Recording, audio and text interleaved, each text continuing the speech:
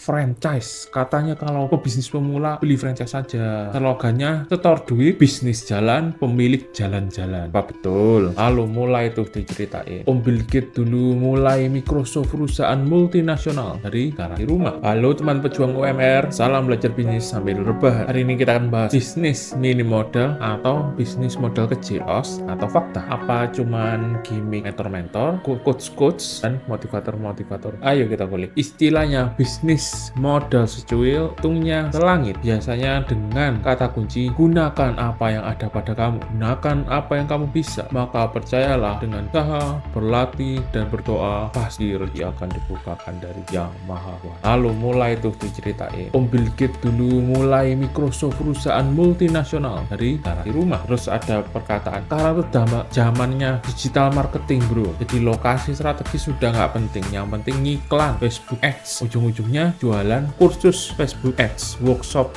Lalu ada lagi yang mengatakan, sekarang tuh zamannya dropship bro, tinggal kulunwun sama toko yang mau jadi supplier, ambil 100 produk, foto, video, tulisannya, ubah tipis-tipis, bahasa kerennya adalah ATM, yang sudah dikembangkan menjadi ATP, amati, tiru, plek. Katanya dari dropship bisa dapat pendapatan 5-10 juta per bulan.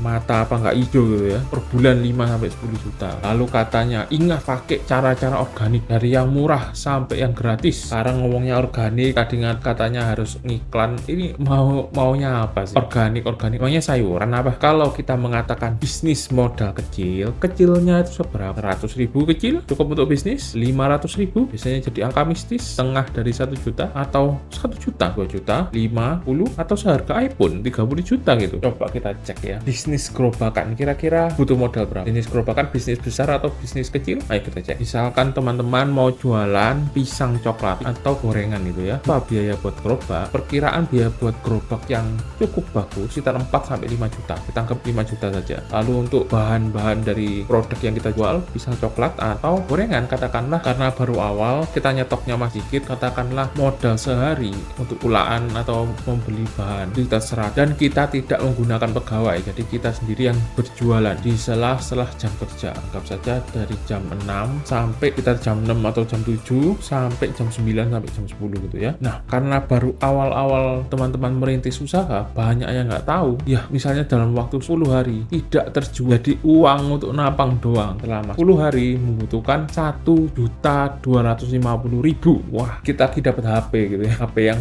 murah-murah gitu. Kalau selama 1 bulan berarti teman-teman untuk bahan baku dan biaya tempat lokasi saja membutuhkan, harus mengeluarkan uang sekitar 3.750.000. Bukannya untung, bisa-bisa malah buntung gitu ya. Apalagi kalau misalnya dalam waktu 3 bulan teman-teman belum ada yang beli, maka perhitungannya kira-kira seperti ini. Totalnya teman-teman nampang tanpa ada yang membeli sekalipun, satu pun, misalnya apes banget. Jadi kalau teman bisnis gerobakan 3 bulan nggak laku sama, teman harus mengeluarkan modal atau membuang-buang modal sebesar 16.250.000 perkiraan. Itu saja tiap wilayah akan berbeda dari segi harga gerobak maupun bahan bakunya, tapi ini perkiraan saja. Uang segini bisa beli HP flagship atau bahkan beli motor gitu ya. Wah, apa tambah keder gini mau bisnis? Tenang, ini baru permulaan. Channel ini saya tujukan untuk membantu teman-teman mengerti apa yang harus kita pikirkan untuk melakukan perencanaan bisnis, latihan bisnis, bagaimana caranya trial and error dengan modal yang minim. Jangan sampai modal yang kita keluarkan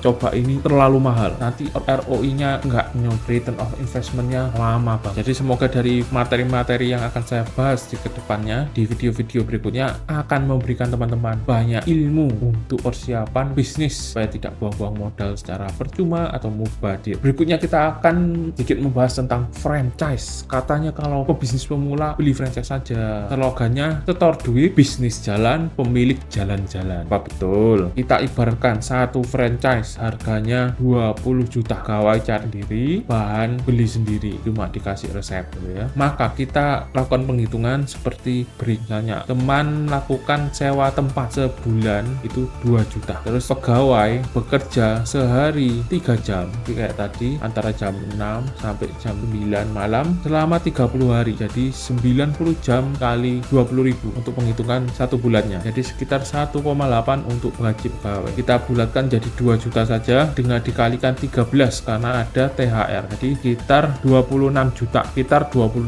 Ditambah modal untuk beli bahan baku, kita anggap 100.000 juga ya. Ini hitungan kasar aja. Jadi selama 1 tahun perkiraan untuk bahan baku itu 36 juta. Untuk gaji pegawai jadi 1,8 kali 13 bulan karena dihitung ada THR, sekitar 23,4 juta. Dan untuk bahan baku kita anggap 100.000 per hari, kita kalikan 30 kalikan 12 bulan, jadi perkiraan sekitar 36 juta. Ini hitungan kasar, kita tidak menganggap ada misalnya bahannya itu bisa tahan lama dan lain-lain. Ini perkiraan kasar saja. Jadi perkiraan biaya bisnis franchise teman-teman selama 1 tahun sekitar 103,5 juta. Jangan pingsan dulu teman. Kalau kita ibaratkan seperti tadi, 3 bulan itu sepi melompong, baru 9 bulan teman-teman bisa profit. Anggap saja tiap bulan itu teman-teman profit 6 juta, dimana per hari teman-teman untung sekitar 200.000, maka teman-teman mendapatkan 45 juta. Berarti teman-teman masih rugi 58,5 juta. Nah, untuk BEP kira-kira butuh berapa pemasukan tiap bulan? Teman-teman membutuhkan pemasukan tiap bulan sekitar, atau profit bersih tiap bulan sekitar 11.500.000 atau untung harian sekitar 400.000 rata-rata ya. Kan teman-teman tahu kalau bisnis kan fluktuatif, hari ini rame, besok sepi, rame lagi, sepi, rame gitu ya. Tapi kalau dipikir-pikir lagi, teman-teman dalam 1 tahun apa yakin percaya diri kalau bisa untung sekitar 11,5 juta atau 12 juta per bulan setelah 3 bulan sepi kayak kuburan, tanpa tahu cara jualan, tanpa tahu cara promosi dan iklan? Belum lagi sekarang katanya zaman digital marketing, yaitu adalah konten video-video, gambar-gambar di media sosial itu juga berpengaruh, ditambah didorong dengan iklan berbayar, ditambah tempat yang tidak strategis itu akan sangat mempengaruhi omset teman-teman. Karena kita biasanya tidak bisa hanya mengandalkan online saja, harus gabungan offline dan online. Belum lagi harus kontrol pegawainya nakal, kalau pegawainya resign, pegawainya melahirkan, atau pegawainya tetek bengek yang lain-lain. Wah, masalah ngurus pegawai itu nggak segampang yang kita pikirkan. Sangat banyak pegawai-pegawai beler gitu ya. Apa teman-teman sebagai pegawai dengan pejuang gaji UMR juga termasuk pegawai beler atau punya teman-teman yang seperti itu? Nggak, teman-teman pasti ngerti ya apa yang saya maksud. Jadi gimana? Dari ilustrasi bisnis gerobakan sampai bisnis franchise, apa ada yang bisa mengatakan modal 500.000 dapat pendapatan 5 juta per bulan? Kok nggak masuk akal gitu? Belum lagi kita akan membahas tentang namanya kompetitor, persaingan, market share, dan lain-lain. Sangat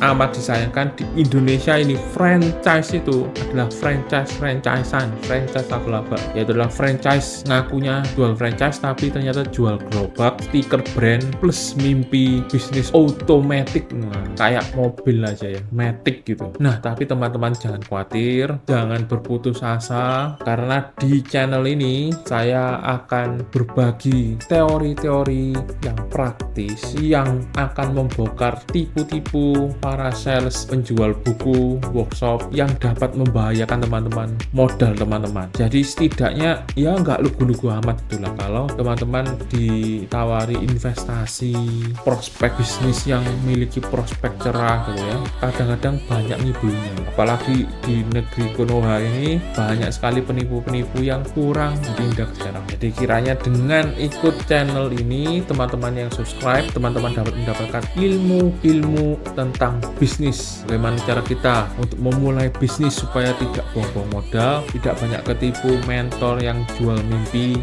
jual ludah, tapi tidak memikirkan masa depan dan uang modal kita. Modal kan sudah kita kumpulkan susah payah, masa dibuang percuma gitu. cuma untuk misalnya tes iklan Facebook Ad habis 30 juta nggak ada hasil, dropship sewa admin habisnya ngaji admin misalnya ngaji sekitar 2 juta per bulan tapi tidak ada penjualan, wah geleng-geleng kepala gitu. Semoga dengan materi di channel ini yang nanti akan saya bagikan, teman-teman sebagai pejuang UMR, pekerja, karyawan, pegawai yang bermimpi untuk memiliki bisnis tidak kena tipu para influencer yang ternyata ujung-ujungnya sales, ujung-ujungnya endorsan gitu ya, yang ujung-ujungnya jual buku, e-book, workshop gitu ya. Apalagi ilmunya itu cuma clickbait, gimmick doang, tipu-tipu, kasihan modal teman-teman. Seperti kasus robot trading, kasus binomo, labelnya investasi, kelihatan teman-teman pinter tapi ternyata lagi dikibulin. Sekian video ini, terima kasih teman-teman sudah menyimak. Silakan subscribe